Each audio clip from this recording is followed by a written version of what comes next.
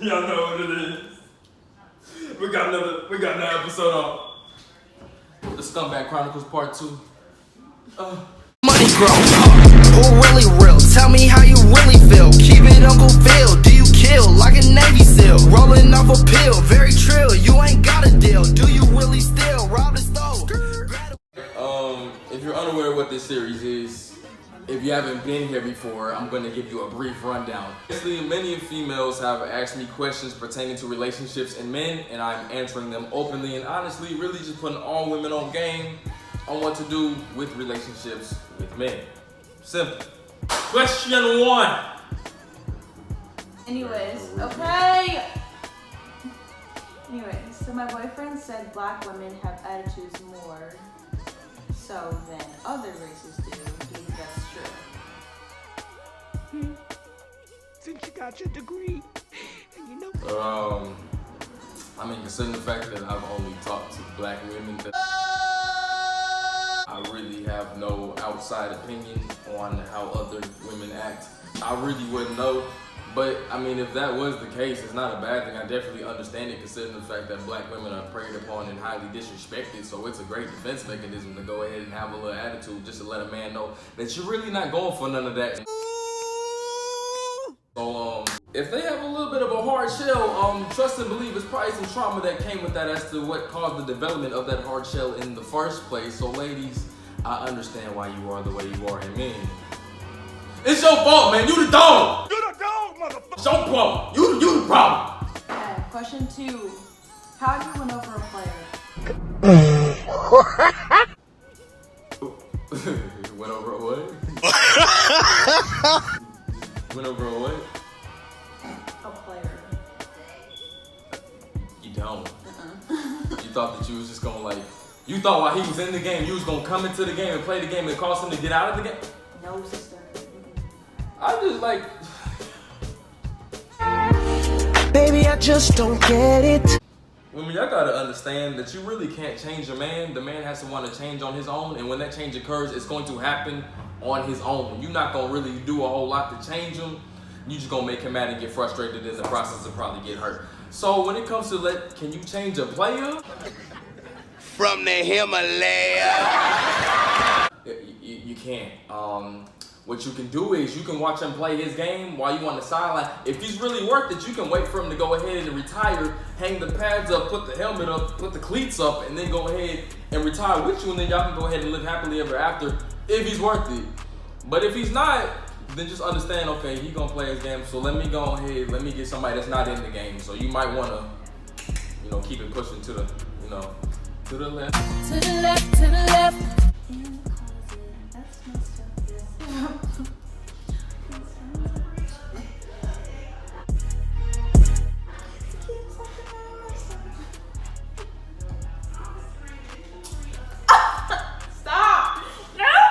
That's what you would say?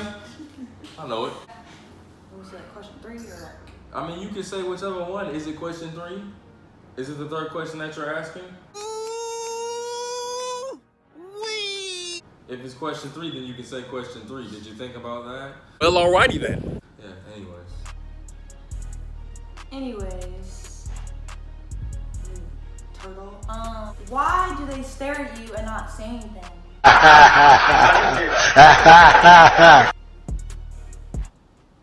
Why else would I? Alright.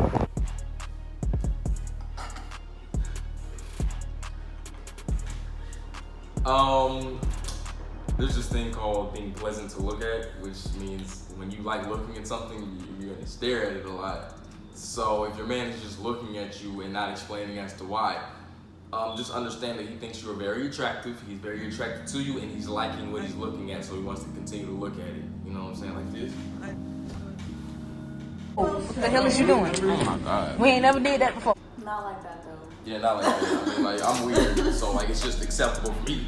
But if he looking at you, as a matter of fact, if he looking at you with them eyes and you know what you need to do next, okay? Alright now. You get disrespectful in this mouth.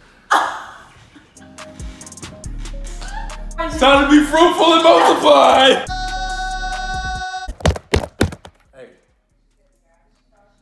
Stop that. Shut up! Alright, pick it up.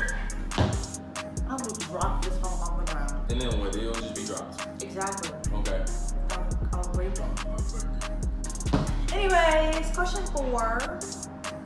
What is the best way to start a relationship? With God! With God! So ugly, y'all. Help, God, please. Honestly, the best way to start a relationship is really just asking God if that is indeed a relationship that you need to be in the first place, because if God's not in it, it's going to fail, and even if it does work seemingly, it's not going to be very functional. It's going to be kind of dysfunctional because you won't really have peace in it. Because if you don't put God in it and He's the Prince of Peace, then how are you going to have a longer lasting peace in a relationship that is void of the Prince of Peace? Like, how are you going to have true joy in a relationship where you don't have the very thing that embodies joy? Like, how are you really going to have love in a relationship that God is not in when God is indeed love? I mean, think about that real quick. So, Ain't nobody trying to hear that. what you should do, ladies, what you need to do is, I like this man. He's cool, we vibe, whatever y'all say in this day and age, you know. And we cool, we vibe, he cute, you know, and he fine, girl, you know, all that dumb stuff. So you bring it to prayer now. It's like, oh, you a contender? You can come on the roster, the one-man roster, not the whole roster, the one-man roster. Yeah, I'm gonna pray about you real quick. I'm gonna see if there's something God wants me to do, wants me to get into before I actually get into it. And please, because a lot of people like to do this, where they get into the relationship and then start asking God questions. Don't follow your plan and then ask God to fit inside of it. Your plan? What are you doing? Can you ask the question? Don't say that on YouTube. Ty, that was so disrespectful. We ain't never did that before. Why you thought today was the day to do that? See, now, Anyways, question 5. Mom! 4th time she's brother. Oh, wait. Y'all can't tell my mama, hold on. Okay. Get beat. I'm 21, a grown man will get a grown confused whooping. I wish I was joking. Why do guys cheat on their girl with something way below their level? Stupid. If any of y'all have seen the movie Why Did I Get Married 2, I think it was. Yeah, that 80-20 rule, that's a real thing. Like, let's say you the best female for him, and he knows that at first, but then he gets used to it and comfortable with it to where now that 80% that you're giving him, he becomes entitled to it.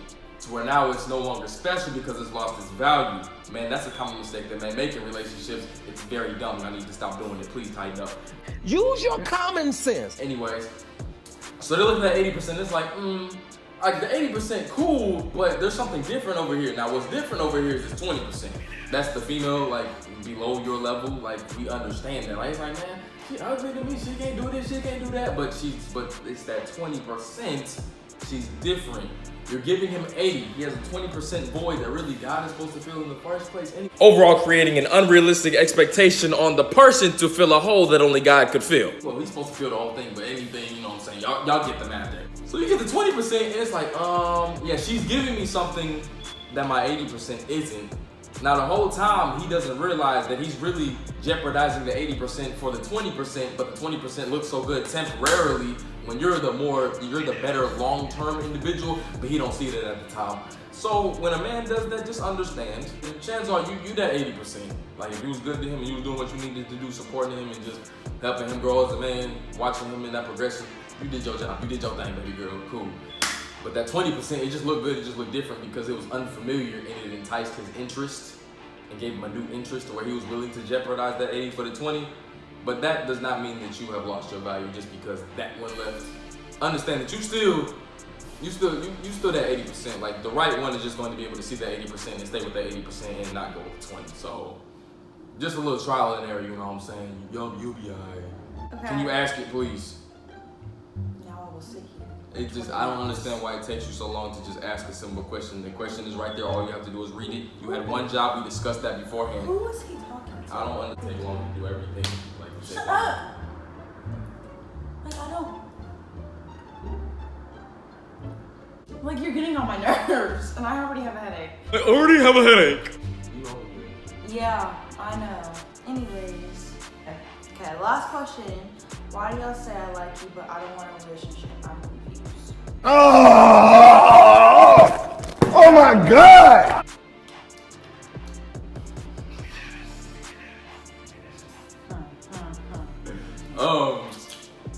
Yeah, if a man says that to you, unless that's the frequency that you want to operate on, if he tells you he doesn't want a relationship, doing relationship things with that man is not going to cause him to want a relationship. So you might want to go ahead and get up out of here because let me tell you something. Let me tell you. If you give a man relationship access without the confines of the relationship, it's going to make the relationship part obsolete to where he no longer sees a point in getting in a relationship with you. Let him know, Lou. You've already given him an extreme amount of access to you as is. Why would he then put himself in a situation where now there's commitment and there's a requirement on his end? There's responsibility on his end. He doesn't want that. He wants the reward of a relationship. He does not want the responsibility of one. That's why he told you, I like you, but I don't want the relationship, which means I'm attracted to you, we vibe, you cool, I like what you give me, but I'm not really trying to give my full self to that. Basically saying, I want all of you physically, but I don't want no parts of you mentally or spiritually. Oh.